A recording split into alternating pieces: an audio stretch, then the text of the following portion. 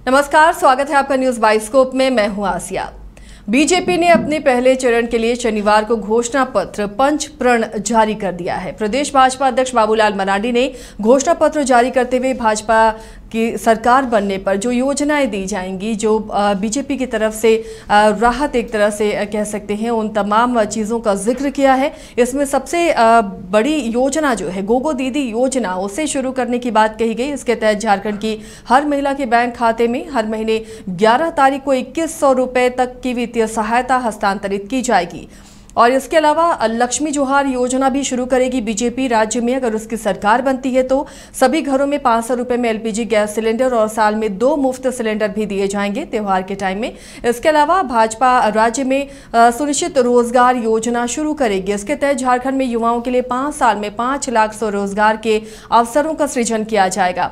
इसके अलावा जितनी भी रिक्त सरकारी नौकरियां हैं, लगभग 2,87,000 उन नौकरियों के लिए निष्पक्ष और पारदर्शी तरीके से भर्ती प्रक्रिया शुरू करने का वायदा किया गया है।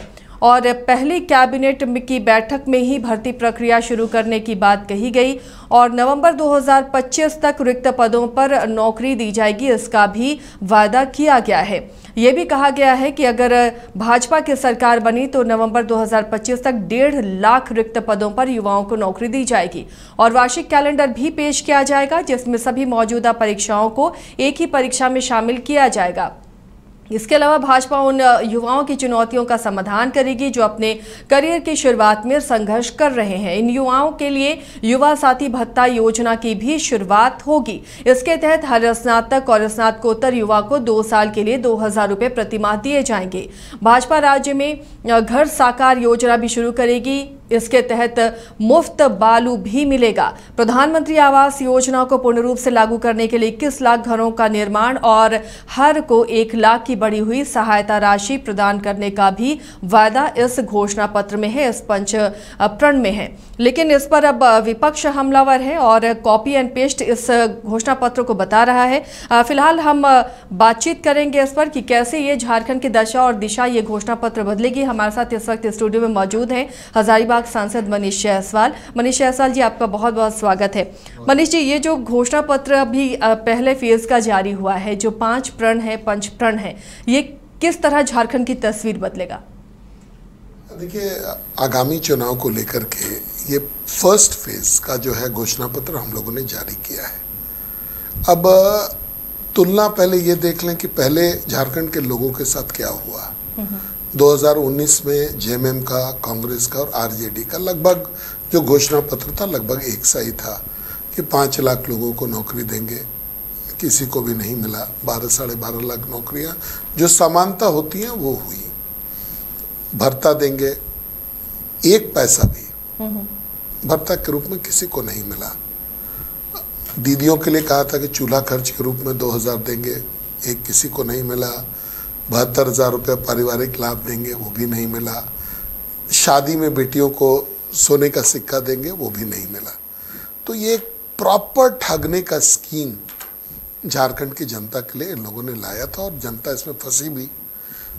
इन्होंने इनको वोट किया, पावर में लेकर के आए और उसके बाद ये धोखा मिला उनको। अब धोखे के प्रकार को इस सरकार ने बदल दिया। पहले क्या था कि घोषणा किया था देंगे और नहीं दिया था। अब क्या कर रहे हैं कि 1-2 महीना के लिए कोई योजना, जैसे ये मैया सम्मान का जो 1-1 हज़ार रुपया दे रहे हैं, इसमें 2 बड़ा ज़बरदस्त चैलेंज है इनके पास में। एक तो हम लोगों ने बहुत जगह देखा कि 10 से 20% से ज़्यादा इसका कवरेज नहीं है। जहाँ भी हम लोग गए, हम लोगों ने महिलाओं से हाथ उठवाया कि भाई आपको मिल रहा है कि नहीं मिल रहा है, तो 100 में से 20 से ज़्यादा लोगों ने तो हाथ नहीं उठाया। पहला। दूसरा, कॉन्फिडेंस किसी को भी नहीं है कि ये लोग 1-2 महीना से ज़्यादा देंगे, क्योंकि इनके रेवेन्यू कलेक्शन पर इनका फोकस नहीं है।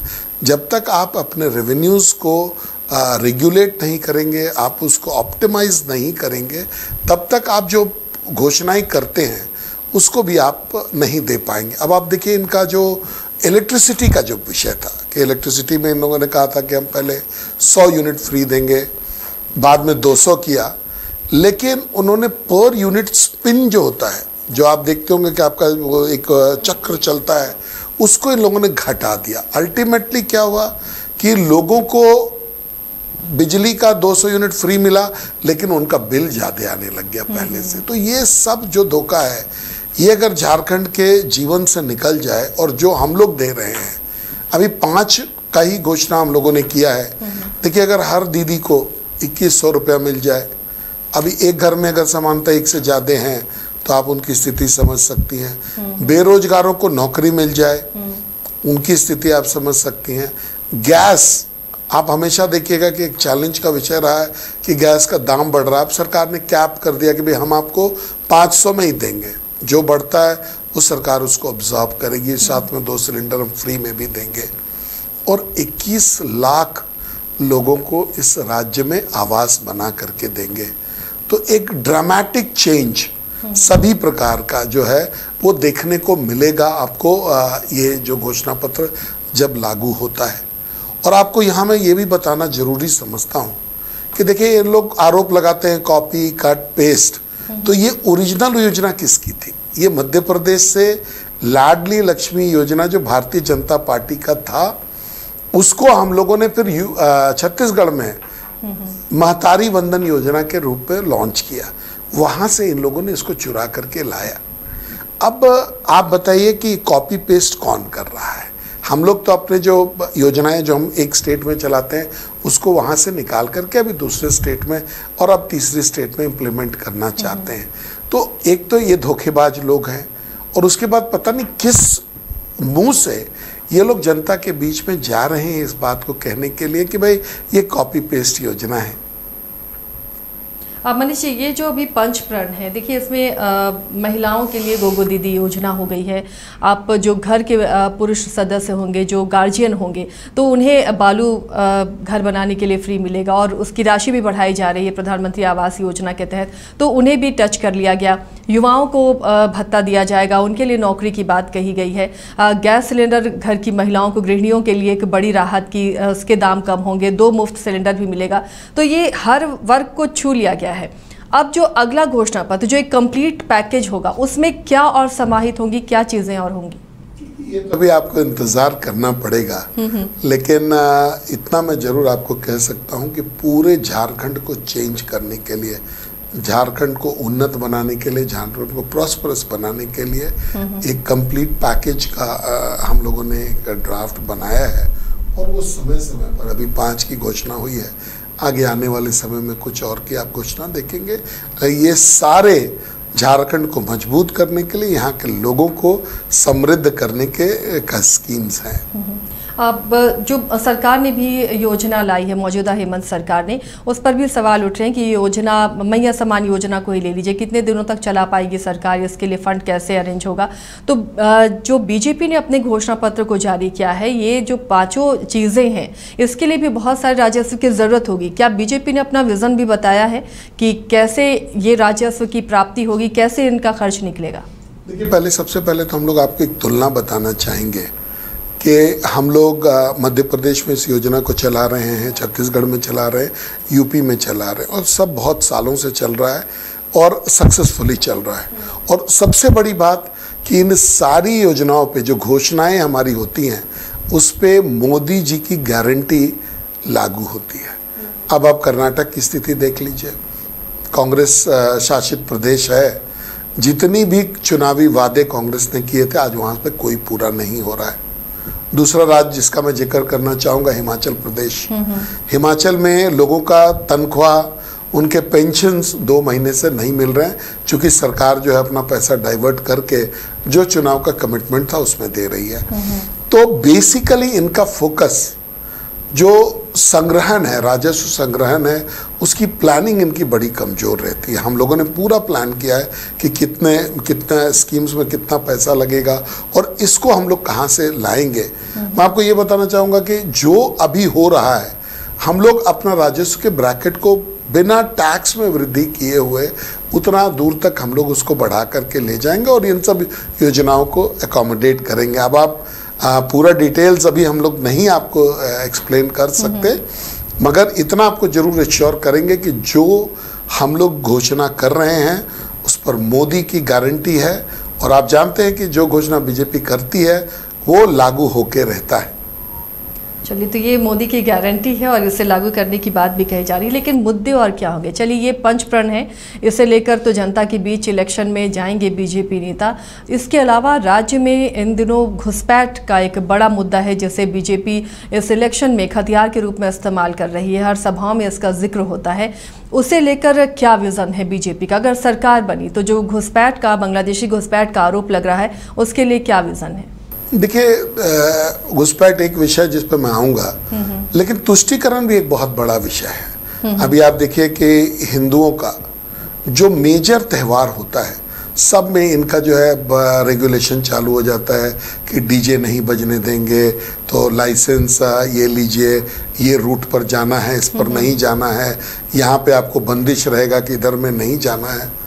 स्वतंत्र भारत में सभी को सभी जगह जाने की छूट होनी चाहिए और ये तुष्टीकरण बंद होनी चाहिए। भाजपा इसको अश्योर करेगी। हम लोग यूपी में भी अश्योर करते हैं, अपने अन्य राज्यों में भी अश्योर करते हैं, झारखंड में भी हम आपको अश्योर करते हैं कि किसी भी धर्म के कोई जुलूस पर पत्थरबाजी नहीं होगी, लॉ एंड ऑर्डर अच्छे से मेंटेन होगा और इसको हम लोग करके दिखाएंगे। अब बांग्लादेश घुसपैठियों का एक बहुत बड़ा प्रश्न है। देखिए, अमूमन लोग इसको मुस्लिम से जोड़ के देखते हैं, ये सच नहीं है। ये हमारा देश है, जो भारत में मुसलमान रह रहे हैं उनका भी ये देश है। कोई बाहर के देश का व्यक्ति अगर हमारे देश में आता है और हमारे देश के संसाधनों का उपयोग करता है, हमारी बहन बेटियों के से शादी करके उनका दुरुपयोग करता है, तो ये गलत है। यहाँ के लोगों को चिन्हित किए जाने की ज़रूरत है, जो लोग बाहर से आए हैं, और उनको वापस किए जाने की ज़रूरत है। ये थोड़ा प्रक्रिया जो है थोड़ा जटिल है, लेकिन इस पर सरकारों को काम करना पड़ेगा।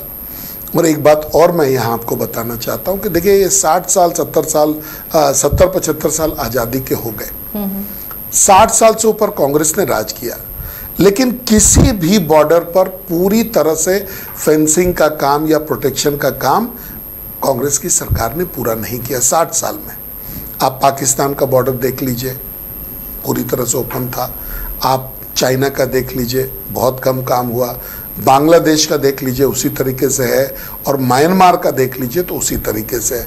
आज जो समस्याएं उत्पन्न हो रही हैं नॉर्थ ईस्ट में, वो इसलिए हो पा रही हैं क्योंकि बॉर्डर ओपन है, लोग इधर उधर तुरंत हो जाते हैं। आज बांग्लादेश में भी अगर फेंस्ड रहता, बॉर्डर की फेंसिंग हुई होती, तो आज ये स्थिति जिसकी हम बात कर रहे हैं, जिसका हम परिकल्पना कर पाए, इसकी हम बात भी नहीं करते।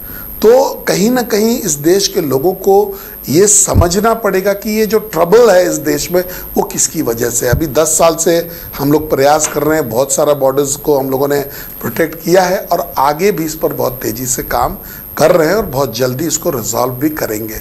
लेकिन इस पर विपक्ष तो बीजेपी पर ही हमलावर रहता है। केंद्र में बीजेपी की सरकार, एनडीए की सरकार है, तो बॉर्डर की सिक्योरिटी केंद्र का जिम्मा होता है, तो इसलिए पल्ला सीधे राज्य सरकार तो बीजेपी पर झाड़ रही है। देखिए, आपको ये समझना पड़ेगा कि जो बांग्लादेश का बॉर्डर है, कैसा एक नदी है, दोनों तरफ जमीन है, उधर से लोग पैदल चल करके इधर आ जाते हैं। सवाल है कि इतने सालों में फेंसिंग क्यों नहीं हुआ, ये सवाल है। और अभी हम लोग आरोप जो राज्य सरकार पे लगाते हैं, वो ये कह के लगाते हैं कि भाई जब कोई व्यक्ति इधर आ जाता है, सपोज करिए बॉर्डर उसने इनक्रोच किया, आ जाता है, उसके बाद उसका आधार कार्ड कैसे बन जाता है, उसका वोटर कार्ड कैसे बन जाता है, वो यहाँ की ज़मीन को कब्जा करके, आप चलिए, मैं आपको बहुत सारे गाँव में दिखाऊंगा कि सरकारी ज़मीन जो जीएम लैंड है, वहाँ पर अवैध कॉलोनियाँ बस गई हैं, जहाँ की ये जो बांग्लादेशीज हैं ये ओपनली रह रहे हैं, सरकार को पता भी है।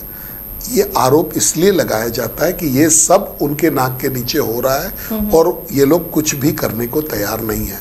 आज इस देश की तमाम मीडिया, तमाम लोग यहाँ जानते हैं कि भाई यहाँ पर बांग्लादेश घुसपैठ हो रहा है, और ये सरकार हाई कोर्ट में क्या जवाब देती है अभी देखिए कि भाई यहाँ पर कोई भी 8 डीसीज लिख करके देते हैं, कोर्ट में एफिडेविट कर रहे हैं कि भाई इस देश में कोई, इस राज्य में जो है घुसपैठ का मामला नहीं है। तो ये सरासर ठगी का धंधा है, ये ठग रहे हैं, झूठ बोल रहे हैं, और केवल एक लक्ष्य से। इनको पता है कि जो लोग बांग्लादेश से आते हैं वो एक विशेष धर्म के होते हैं और उस धर्म में ये लोग जो है नॉन बीजेपी को ही वोट करना चाहते हैं। इनके वोटर्स हैं, इसीलिए ये इनको यहाँ पर ला करके बसा रहे हैं, इनको तमाम सुविधाएं दी जा रही हैं। एक और आरोप ये लगाता रहा है हेमंत सरकार में शामिल जो भी पार्टियां हैं कि आप चंपई सोरेन अब बीजेपी में गए, सीता सोरेन चली गई हैं, लोबिन हेम्ब्रम चले गए हैं, तो कोल्हान और संताल को साधने के लिए आपके पास लीडर नहीं है और आयातित लीडरों को लाया जा रहा है। तो कैसे संताल और कोल्हान जो एक बड़ा गढ़ जेएमएम का हम कह सकते हैं उसमें बीजेपी की सेंधमारी होगी? देखिए, इसको इस तरीके से देखना नहीं चाहिए। आपको मैं मुख्यमंत्री जी के, पूर्व मुख्यमंत्री जी का स्टेटमेंट, उनका जो दर्द भरा बयान था चंपई जी का, वो मैं आपको सुनाना चाहता हूं कि भाई वो अब पुराना जेएमएम नहीं रहा। पुराना जेएमएम जिस वसूलों पर काम करता था, जिस चीज़ के लिए काम करता था, ये अब वो जेएमएम नहीं रहा। ये जेएमएम तुष्टीकरण करने वाला जेएमएम है। ये जेएमएम आदिवासियों की संख्या घटाने वाला जेएमएम है। ये जेएमएम बांग्लादेश घुसपैठ कराने वाला जेएमएम है। ये कोयला बालू छर्री लूटने वाला जेएमएम है। ये जो है ट्रांसफ़र पोस्टिंग को उद्योग बनाने वाला जेएमएम है। इन्होंने कहा कि भाई अब जो राज्य की जो परिकल्पना की गई थी उसमें ये सरकार फिट नहीं बैठता, इसलिए हम लोग दूसरे दलों का समर्थन करते हैं। अब जो ये लोग आए हैं भारतीय जनता पार्टी में, तो इन्होंने एक स्टेटमेंट भी दिया कि भाई हम आपके इन सब नीतियों से प्रभावित होकर के, राष्ट्रवाद की जो नीति है, जो गरीबों के लिए हम लोग काम करते हैं उसकी जो नीति है, उससे प्रभावित होकर के हम लोग भाजपा ज्वाइन कर रहे हैं। तो हमारा तो पॉलिटिकल पार्टी है, कोई भी आता है तो हम उसका स्वागत करते हैं। विशेष करके अगर कोई पॉलिटिकल बैकग्राउंड का आदमी आता है तो हम उसका, और हमारे विचारधारा में मिलना चाहता है, तो हम उसका बड़ा भी स्वागत करते हैं, बड़ा अभिनंदन करते हैं। वैसे हमारे पास लीडर्स की कमी नहीं है।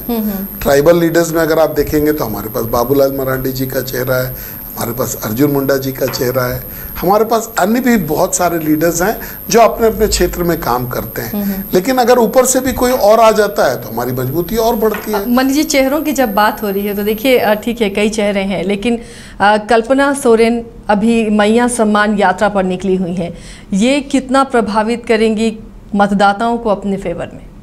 देखिए, कल्पना सोरेन जी एक महिला हैं, जा रही हैं लोगों के बीच में, उनके सभाओं में भी भीड़ हो रहा है, लोग जा रहे हैं, उनसे ये कर रहे हैं। लेकिन एक सवाल, वो जो सारे जो दर्शक हैं जो उनके सभा में जाते हैं, उनके मन में भी है, वो आकर के बोलते भी हैं कि हम लोग जानते हैं कि जेएमएम की सरकार 2 महीना के लिए अगर उनको देना होता, अगर वो गंभीर होते तो उन्होंने 3 साल 4 साल पहले ये योजना लाई होती और अभी देते रहते। तो हम लोग मानते कि उनका भाई इरादा नेक है।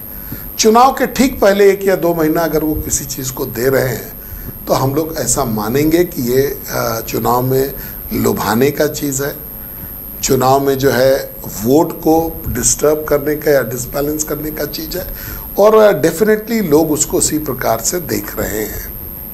चलिए, तो यानी जो ये बीजेपी का घोषणा पत्र है, बीजेपी का जो विज़न है, इसके बलबूते आप दावा कर सकते हैं कि इस बार विधानसभा चुनाव में बीजेपी की ही सरकार बनेगी? देखिए, ये जो घोषणा पत्र है वो अपनी जगह पर है, लेकिन लोगों से आप जाकर के पूछिए कि आज किसी भी ब्लॉक में चले जाए, वहाँ पर म्यूटेशन बिना पैसा के नहीं हो रहा है। एलपीसी, आप समझिए कोई ज़मीन बेचना चाहता है, उसमें उसको एलपीसी की ज़रूरत रहती है, वो भी वो बिना, मतलब आप समझिए कोई अपना ज़मीन कितना मजबूरी में बेचता है, वहाँ पर भी बिना पैसा दिए हुए नहीं हो पा रहा है। थाना में एफआईआर लिखवाने में दिक्कत आ रही है। उद्योग धंधा सब बंदी के कगार पर है।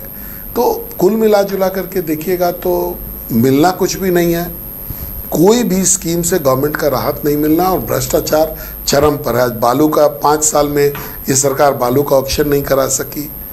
अभी भी जब मर्जी होता है पुलिस का, आप देख लीजिए, तब पकड़ करके उससे पैसा वसूला जाता है, और कई एक जगहों पर ऑर्गेनाइज करके भी पैसा लिया जा रहा है। तो ये सारी चीज़ जनता के सामने है। और आपने भारतीय जनता पार्टी नीचे से ऊपर तक जो ये भ्रष्टाचार है मनीष जी, ये किसी की भी सरकार हो, जनता झेलती ही है। लेकिन अगर बीजेपी आती है तो क्या विजन होगा कि सारा चीज़ फेयर होगा, ट्रांसपेरेंट होगा? देखिए, आपको ज़्यादा दूर नहीं जाने की ज़रूरत है। 2019 के पहले रघुवर जी की सरकार में एक 181 का एक पब्लिक का रिलेशनशिप का एक नंबर हुआ करता था शिकायत का, जहां लोग अपनी बात को रखते थे। बहुत सारी शिकायतें इससे दूर होती थी।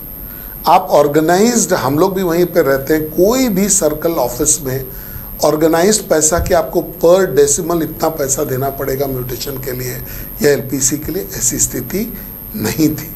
आज के दिन में मैंने बहुत सारे सीईओज के बारे में ये शिकायत सुना कि आपको जहां जाना है जाइए, लेकिन इतना पैसा लिए बिना हम नहीं करेंगे, क्योंकि हम भी पैसा दे करके आते हैं। आप एक बार जमीनी स्तर पर सर्वे आप भी अपने तरफ से कर सकती हैं। आपको भी यही देखने को मिलेगा कि ये सरकार ने लोगों को भ्रष्ट बना दिया है। और अब जो ये ब्रीड पदाधिकारियों की जो अब हम लोगों के बीच में है, इनको सुधारने के लिए बहुत मशक्कत करना पड़ेगा। झारखंड की जनता को इसका खामियाजा बहुत तेजी से भुगतना होगा, ये उनको याद रखना है। मनीष, एक बड़ा मुद्दा भी है, जो भी परीक्षाएं होती हैं, युवाओं का ये मुद्दा, और देखिए उन्हें आंदोलन करना पड़ता है, या तो परीक्षा रद्द होती है, पेपर लीक होते हैं, कोर्ट में जाता है मामला। अब सीजीएल को लेकर जेएसएससी के खिलाफ आक्रोश है युवाओं का। लगातार प्रधानमंत्री से भी जेएसएससी सीजीएल के अभ्यर्थियों ने मुलाकात की थी। अब आरोप ये लगा रहा है सत्ता पक्ष की बीजेपी के बहकावे में ये आंदोलन हो रहा है। जांच की बात जब कही जा रही है तो फिर आंदोलन किस बात का? आखिर क्यों झारखंड की परीक्षाएं हमेशा विवादों में रहती हैं? देखिए, जो लोग इसको परीक्षाओं को करा रहे हैं वो ये समझने में उनको लग रहा है कि हमारे लिए ये कमाने का अपॉर्चुनिटीज़ है।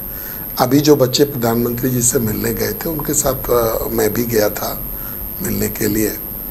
जो बातें सामने आई हैं हम लोग तो पहले से भी जानते हैं। हजारीबाग आपको पता है कि बहुत बड़ा स्टूडेंट का गढ़ है। तो जो सीजीएल परीक्षाओं में जो इन्होंने आरोप लगाया है, देखिए नेट कब बंद हुआ, नेट बंद करने के पहले वही क्वेश्चंस जो पहले की परीक्षाओं में आई थी, सेम क्वेश्चन पेपर को रिपीट कर देना, उसी एजेंसी को जिसको आप किसी अन्य राज्य ने ब्लैकलिस्ट किया है आपको दे देना, ये कहाँ तक शोभनीय है। अब अगर किसी ने आप पर आरोप लगाया तो आपको उसकी जांच करानी चाहिए। आप जांच कराइए। अब आप बोलिएगा कि 7 दिन में जांच का रिपोर्ट आ जाए, कैसे आ जाएगा 7 दिन में जांच का रिपोर्ट? जांच का दायरा इतना बड़ा है। अब एक आप देखिए सरकार का विजडम का मैटर, 650 एक्साइज कांस्टेबल के भर्ती के लिए 6.5 लाख आवेदन आता है। पुरानी सरकारों में क्या होता था कि पहले एक रिटन टेस्ट होता था, रिटन टेस्ट में जो लोग पास करते थे उसको दौड़ाया जाता था, फिजिकल में उनको लाया जाता था, सभी को दौड़ा, संख्या कम हो जाती थी। अभी है कि पहले इनको दौड़ाया जाना है। अब लोग का परेशानी समझिए कि लोग 12 बजे रात से लाइन में लग रहे हैं, दूसरे दिन 3 बजे 4 बजे उनका नंबर आ रहा है, तो पूरी तरह से हैरेस्ड है। 12 घंटा 14 घंटा खड़ा रहने के बाद या वेट करने के बाद में उतना टेंस्ड भी है कि भाई हमको इसमें क्वालिफाई करना ही है। तो ये परिस्थिति में जब ये लोग दौड़ रहे हैं तो वो कोलैप्स भी कर रहे हैं, क्योंकि भूखे हैं, प्यासे हैं, उनके पास कोई असिस्टेंस नहीं है। तो आपने क्या मैकेनिज्म निकाला? ये पूरी की पूरी सरकार की गलती है। ये जो बच्चे मरे हैं, ये जो 20 बच्चे के लगभग में मरे हैं कांस्टेबल की भर्ती में, ये सरकारी मर्डर है, ये पॉलिसी के कारण हुआ है। और इसका श्राप देखिएगा इस सरकार को जरूर लगेगा। चलिए, बीजेपी आएगी तो क्या विजन रहेगा? कैसे भर्तियां होंगी, कैसे नियुक्तियां पूरी होंगी? क्योंकि 5 साल देखिए रघुवर दास की भी सरकार रही, बीजेपी की सरकार रही, उस वक्त भी बेरोजगार युवाओं की लंबी फौज रही, वो भी हताश रहे, जेपीएससी के एग्जाम नहीं हो पाए, वो भी विवादों में रहे। अब क्या विजन होगा? देखिए, हम लोगों ने अपने घोषणा पत्र में ही क्लियर किया है कि हम लोग एक कैलेंडर जारी करेंगे, और कैलेंडर जारी करके जो रिक्तियां हैं, अभी 2,87,000 के आसपास में रिक्तियां हैं, इन रिक्तियों को हम लोग भरेंगे पहले। और जब तक नहीं भरेंगे तब तक एक पैकेज भी इन्होंने दिया है कि भाई हम जो ग्रेजुएट और पोस्ट ग्रेजुएट हैं उनको हम 2,000 रुपया महीना 2 साल के लिए देंगे। ये एक इंटरिम अरेंजमेंट है ताकि वो फाइनेंशियली परेशान नहीं हो। लेकिन जो रिक्ति है उसको हम लोग भरेंगे। आपने बहुत सारी बातें कही 2014 से 19 से सरकार के बीच में, लेकिन आपको ये भी स्मरण दिला दें कि दरोगा की भर्ती उसी पीरियड में हुआ था। और यहाँ के गांवों के बच्चे, गरीबों के बच्चे दरोगा आज हैं तो वो रघुवर दास सरकार की के कारण ही है, और उस पर कोई आरोप प्रत्यारोप नहीं लगा था। तो हम लोग एक स्वच्छ एग्जामिनेशन का, एक प्योर एग्जामिनेशन का कमिटमेंट के साथ चुनाव में जा रहे हैं और लोगों को भरोसा भी दिला रहे हैं कि आप आस्था रखिए, हम लोग सही करेंगे आपके लिए। चलिए, तो इन कमिटमेंट के साथ और इन घोषणाओं के बीच में मनीष जी, अब आखिरी सवाल, बीजेपी को कितने से जीत की उम्मीद है? देखिए, जो माहौल हम लोग का, जो वातावरण हम लोग देख पा रहे हैं, 100% जीत हमारी होगी। भारतीय जनता पार्टी की बहुमत की सरकार बनेगी, ये हम आपको आश्वस्त करना चाहते हैं। जनता परेशान है, ये इकलौता कारण यही है इस सरकार के जाने की। चलिए, बहुत बहुत शुक्रिया मनीष जी इस चर्चा में शामिल होने के लिए, बातचीत में शामिल होने के लिए। तो हमारे साथ हजारीबाग सांसद मनीष जायसवाल थे, जिन्होंने बताया कि किस तरह घोषणा पत्र से झारखंड में क्या तब्दीली आएगी, जो बीजेपी का विजन है वो कैसे इस घोषणा पत्र के जरिए पूरा होगा।